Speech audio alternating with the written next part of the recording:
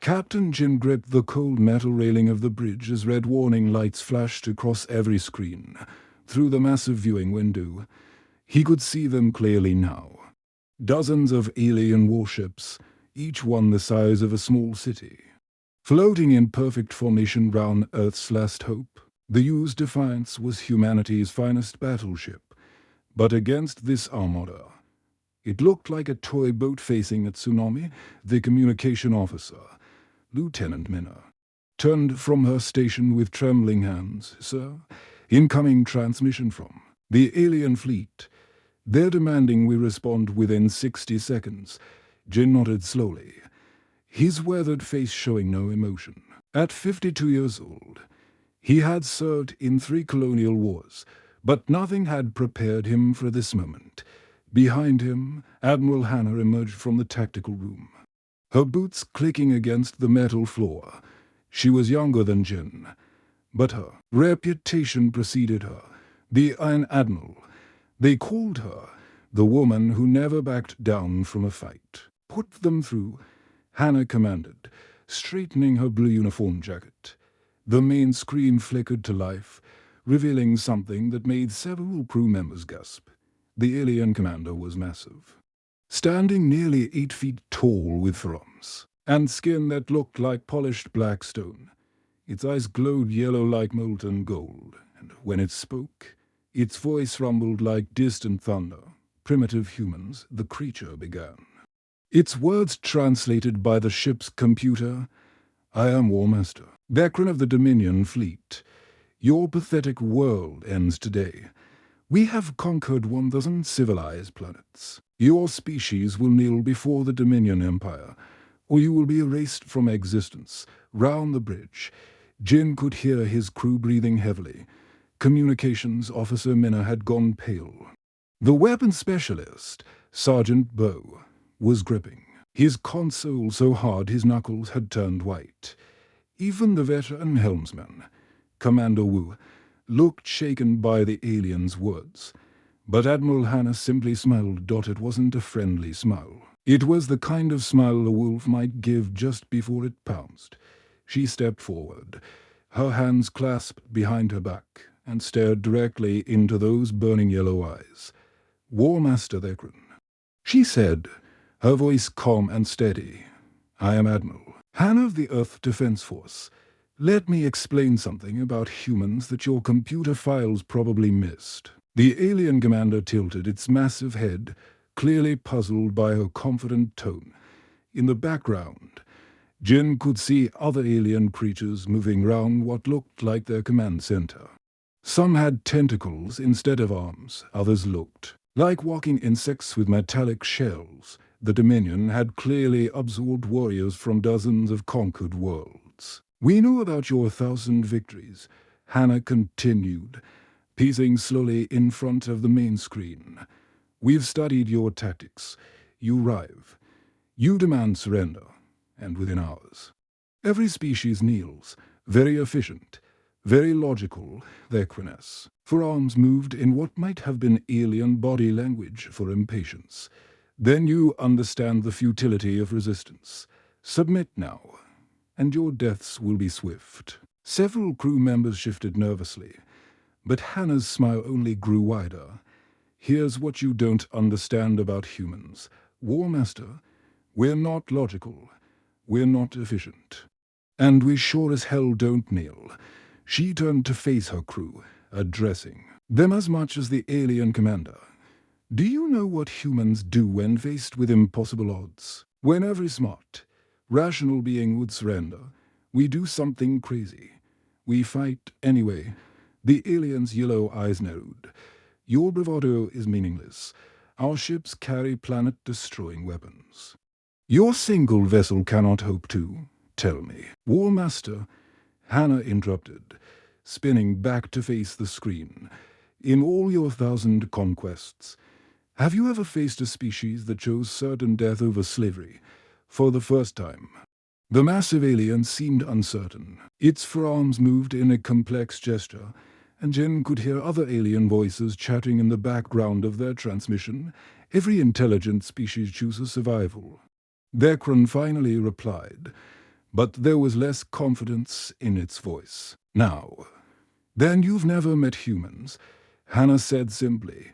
She walked over to Captain Jin and placed a hand on his shoulder. Round them, the bridge had gone completely silent.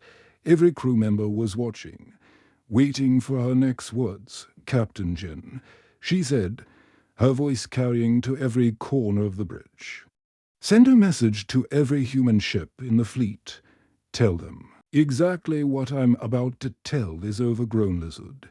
Jin straightened, feeling something ignite in his chest. Pride, maybe, or perhaps something deeper.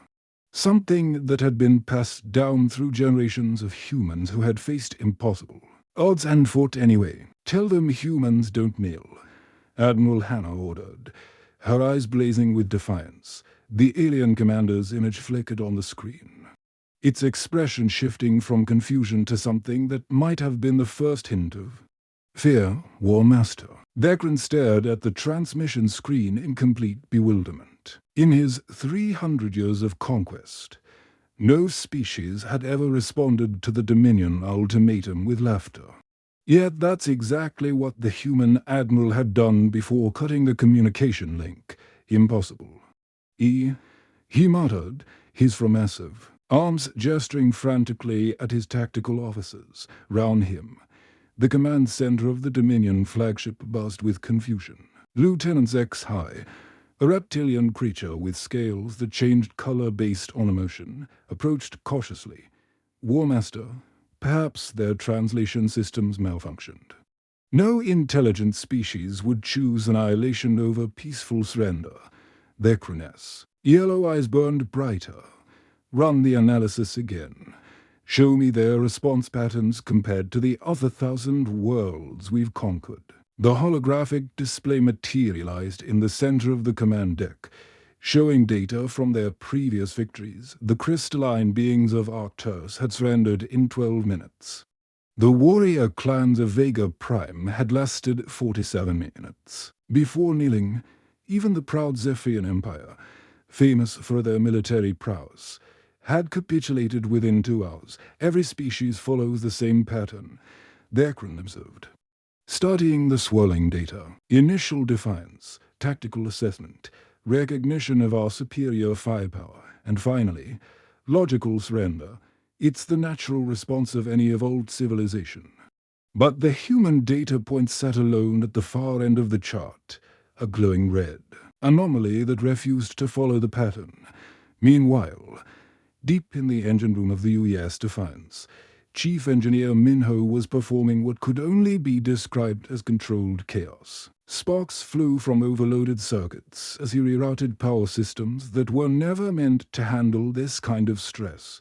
His engineering team, a mix of veterans and young recruits, worked with desperate efficiency on him. "Sir, the fusion reactors are already at 110% capacity," called out Technician Nara, her face illuminated by the glow of her diagnostic tablet. "If we push them any harder, we risk a complete meltdown." Minho wiped sweat from his forehead and grinned. "Nara, my friend, today we're not worried about tomorrow's problems. We need every ounce of power these engines can give us, even if it kills us." He moved between the massive reactor cores like a dancer, his hands flying over control panels with practiced ease. Each adjustment sent vibrations through the ship's hull. And somewhere above them, he could hear the groaning of metal, pushed beyond its limits. "Reroute auxiliary power from life support to the main engines," he ordered. "We can hold our breath for a few minutes if it means staying alive on the bridge." Senior pilot Sue was orchestrating something that would have seemed impossible to any military strategist. Her fingers danced across multiple communication panels as she coordinated with the scattered remnants of Earth's fleet, 17 ships in total. Each one damaged from previous skirmishes, each one vastly outgunned by the alien armada. "Defiant Squadron, this is Control. Are you reading the tactical data?" Her voice was calm despite the chaos around her. "Copy that. Control. came the reply from Captain Lee aboard the destroyer Incheon. "Your plan is absolutely insane. I love it." The plan was indeed insane by any conventional military standard. Instead of forming a defensive line or attempting to retreat, the human ships were moving into what appeared to be a completely random formation. Some ships moved toward the alien fleet at full speed.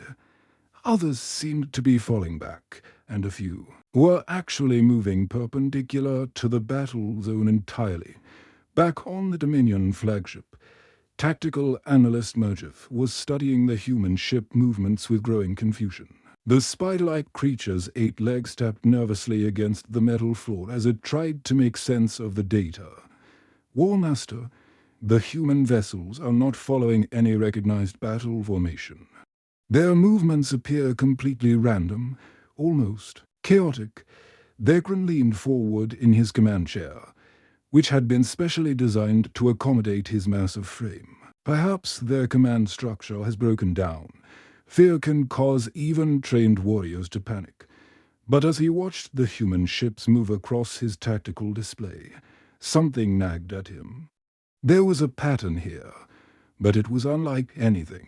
In the Dominion's vast military database, the human ships weren't running away or clustering together for defense. They were spreading out, almost like they were trying to surround the much larger alien fleet. "Impossible," he growled. 17. Primitive vessels cannot hope to encircle the 100 Dominion warships. What are they thinking? That was exactly the problem. For all their advanced technology and superior firepower, the Dominion had always fought predictable enemies, species that followed logical military doctrine. That retreated when outnumbered, that surrendered when faced with certain destruction. They had never fought humans before. In the engine room, Minho's modifications were complete. The ship's power output had increased by 30%. Though warning alarms were screaming throughout the vessel, the reactor cores glowed white-hot, and the engine room temperature had risen to dangerous levels. "Sir, we've got maybe 10 minutes before these engines tear themselves apart." Nara warned, checking her readings. Minho nodded grimly. "Then we better make those 10 minutes count." Above them, Pilot Sue was putting the final pieces of their impossible plan into motion. Her voice carried across the communication channels to every human ship in the fleet. "All vessels, this is Control. Operation Madness is go. Repeat, Operation Madness is go." The alien commander had no idea what Operation Madness meant, but he was about to find out why humans had earned their reputation as the galaxy's most unpredictable species. The first salvo from the Dominion fleet lit up space like a deadly fireworks display.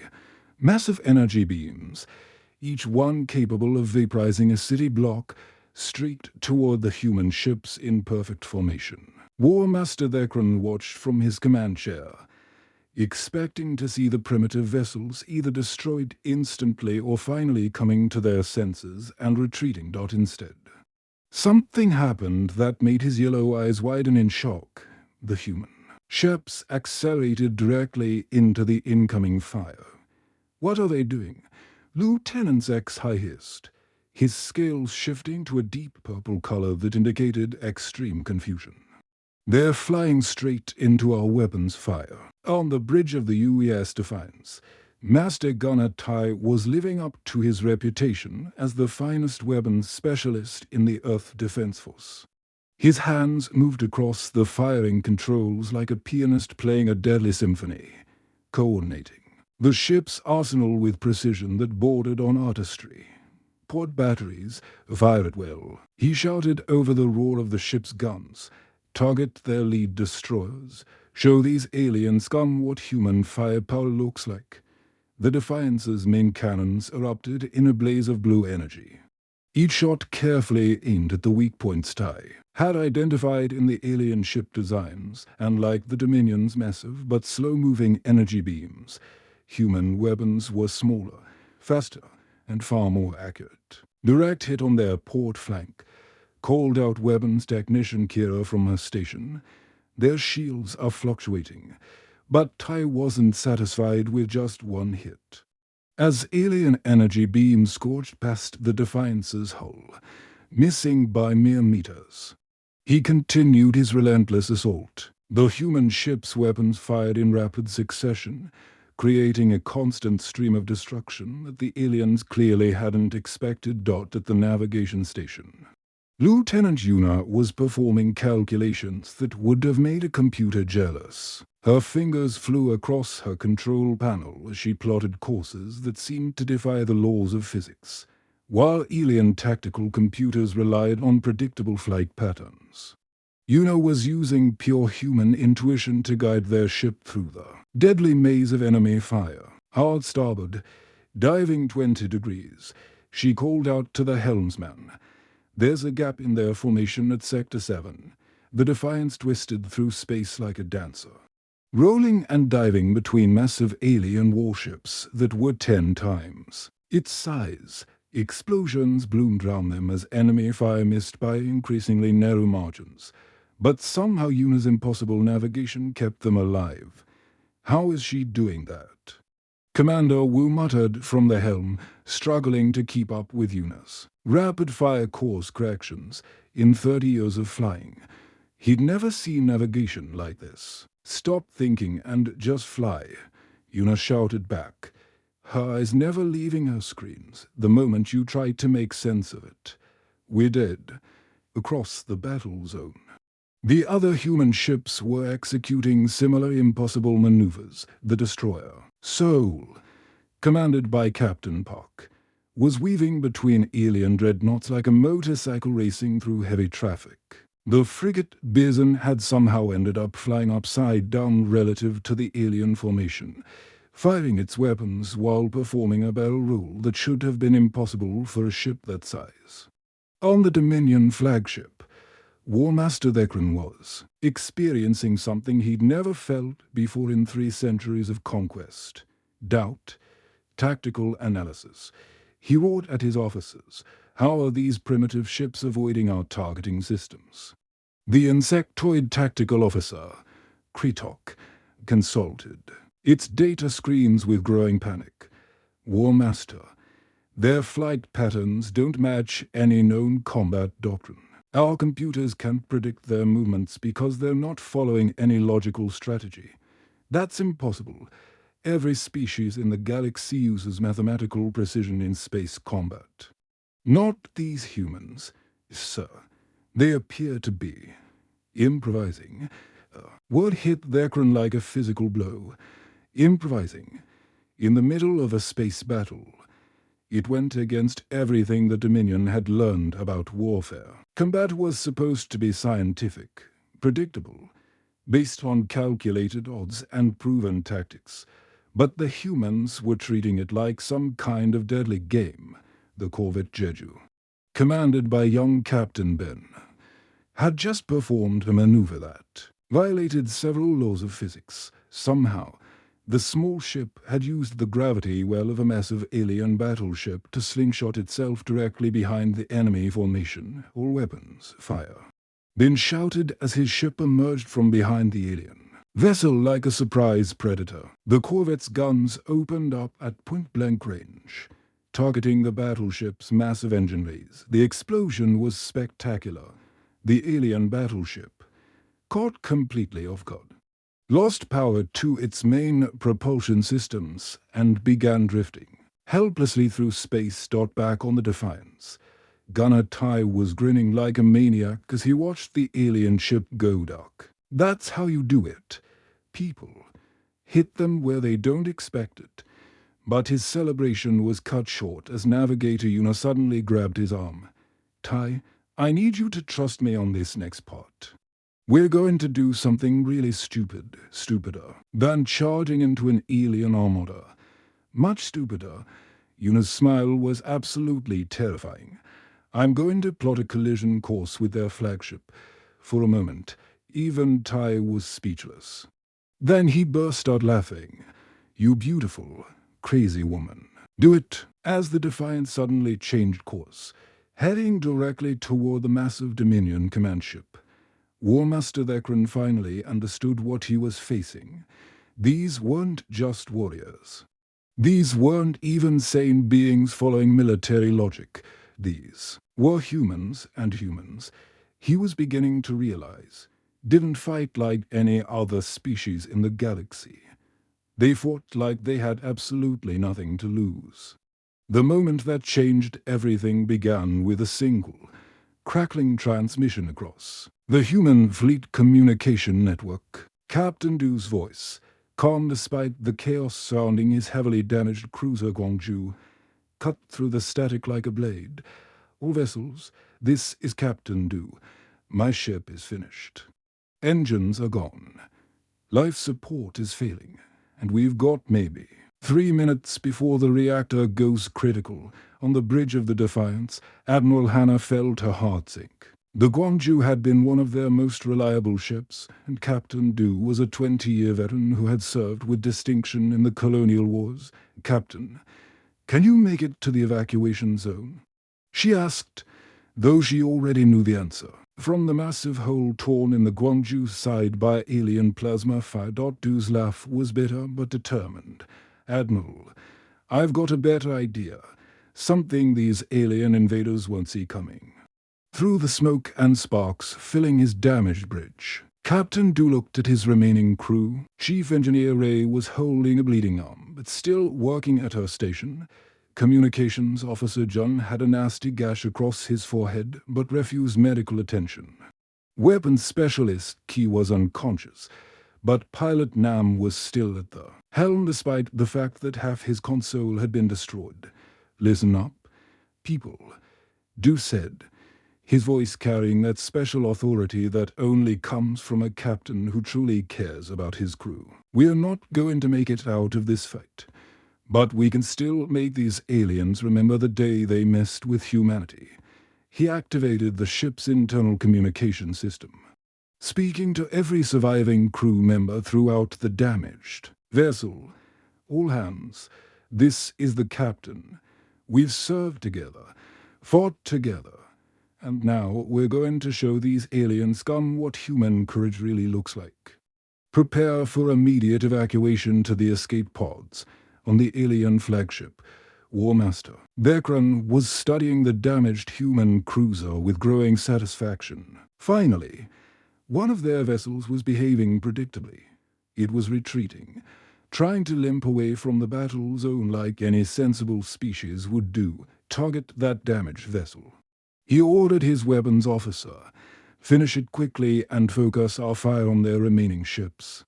But as the Dominion weapons charged up for the killing blow, something unexpected happened. Small objects began ejecting from the human cruiser at regular intervals, escape pods, carrying the ship's crew to safety. War Master reported tactical.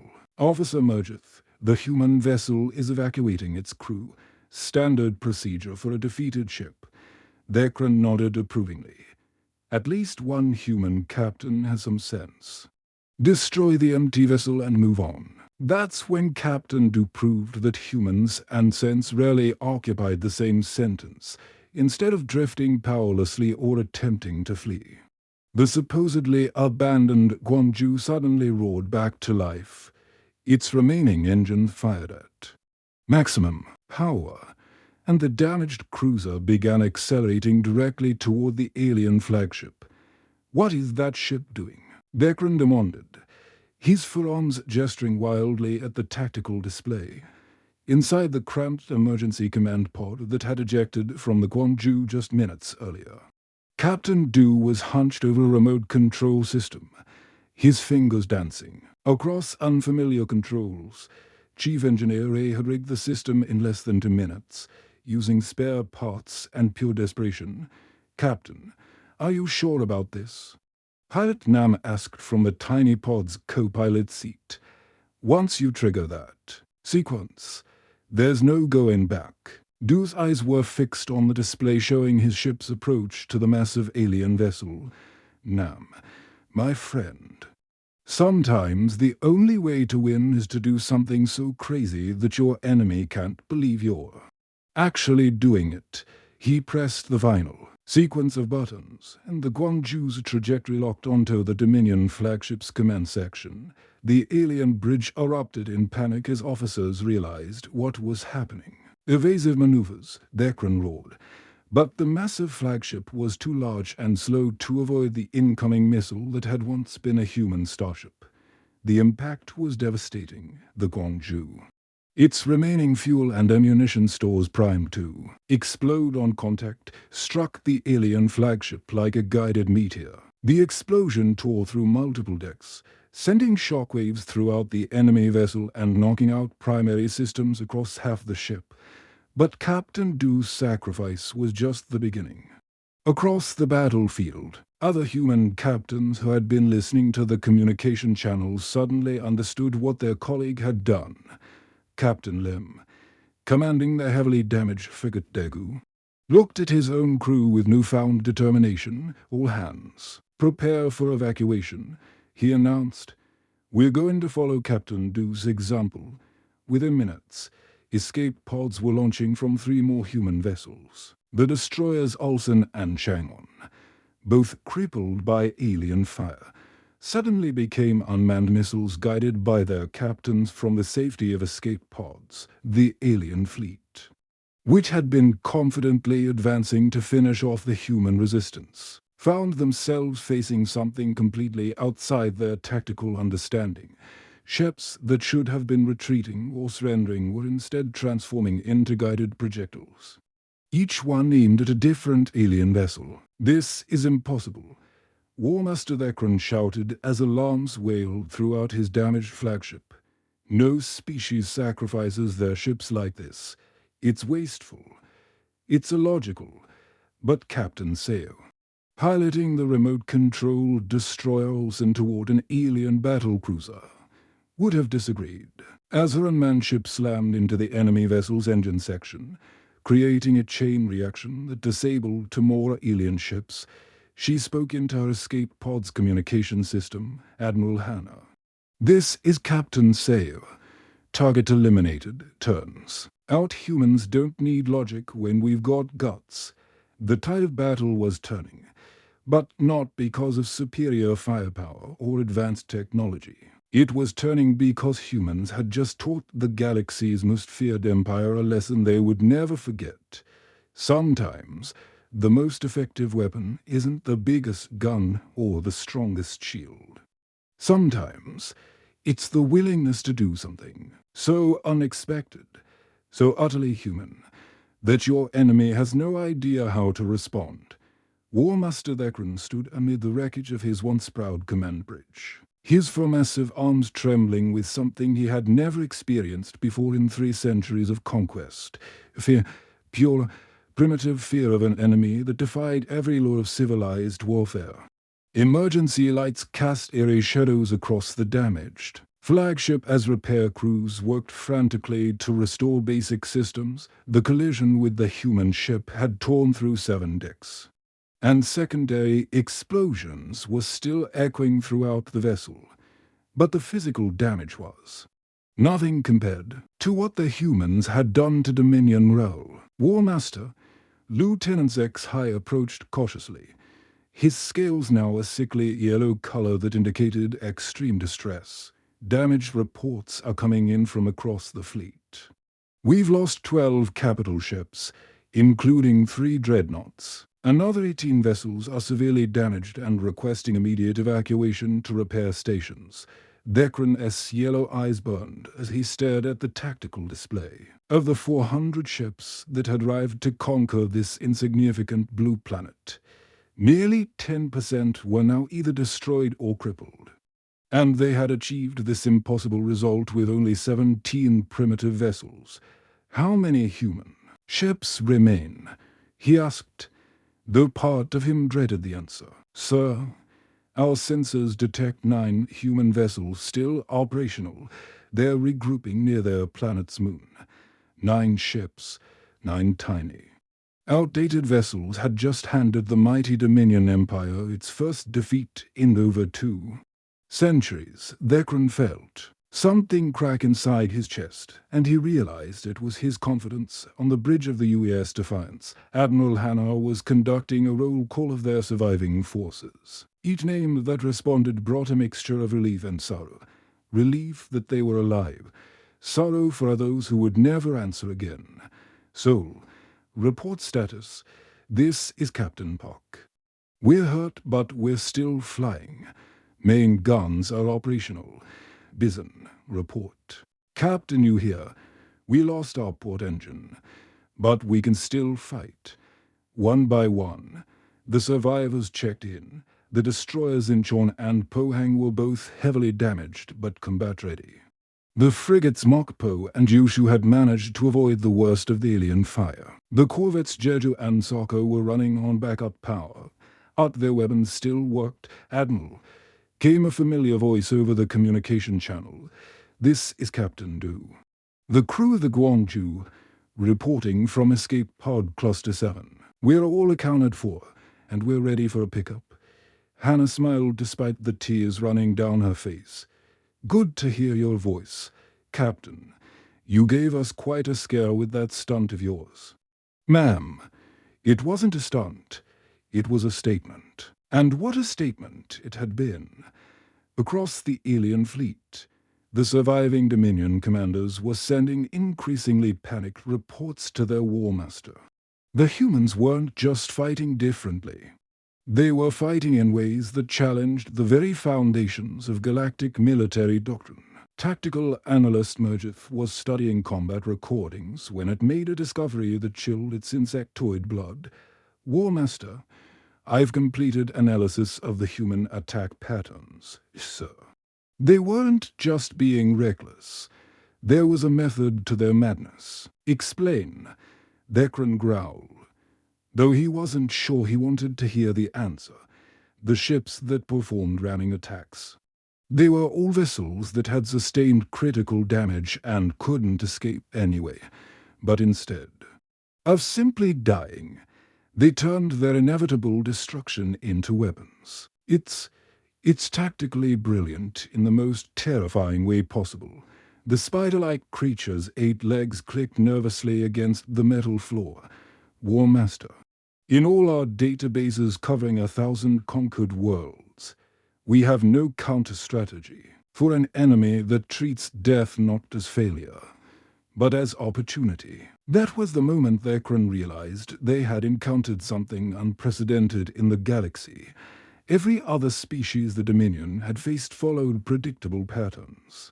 They valued self-preservation above all else. They surrendered when defeat became inevitable. They negotiated when faced with overwhelming odds. But humans seemed to become more dangerous the closer they came to death. Signal the fleet, Dekran ordered, his voice heavy with defeat. All ships prepare for strategic withdrawal. The bridge fell silent. In the Dominion military, strategic withdrawal was just a polite way of saying retreat, and the Dominion had never retreated from a primitive world before, sir. Zex High asked quietly, What do we tell the High Command? Dekran stared at the blue planet hanging in the void before them. Such a small world, populated by beings who had barely begun to explore their own solar system. Yet they had just taught the galaxy's most feared empire a lesson in warfare that would be remembered for generations. Tell them the truth, he said finally. Tell them we encountered a species unlike any other in the galaxy. These humans don't fight for territory or resources. They don't surrender when faced with superior odds. They choose death over submission, and they fight like demons. As the massive Dominion fleet began its shameful retreat, news of the battle spread through subspace communication networks at the speed of light. The impossible had happened. A primitive species had not just survived first contact with the Dominion. They had defeated them. On space stations throughout the galaxy, alien traders and merchants gathered round communication rays, listening in disbelief to the reports. The Zephyrian Empire, which had surrendered to the Dominion after 2 hours of fighting. sent secret diplomatic messages to Earth. The crystalline beings of Arcturus began studying human military tactics. Even the proud warrior clans of Vega Prime expressed their respect for the species that had accomplished what they could not. Within days, Earth's coordinates were marked in the galactic databases with a new designation, Quarantine Zone. Extreme caution advised. No Dominion ship would approach the human homeworld again. More importantly, word began to spread among the enslaved worlds that resistance was possible. Humanity had not just won a battle. They had started a revolution. And in the depths of space, as the last Dominion ships disappeared into hyperspace, Admiral Hannah stood on the bridge of the Defiance and smiled. They had faced impossible odds with impossible tactics, and somehow, impossibly, they had won. Earth was free. Humanity had announced itself to the galaxy not as victims, but as warriors. And the universe would never be the same. The end.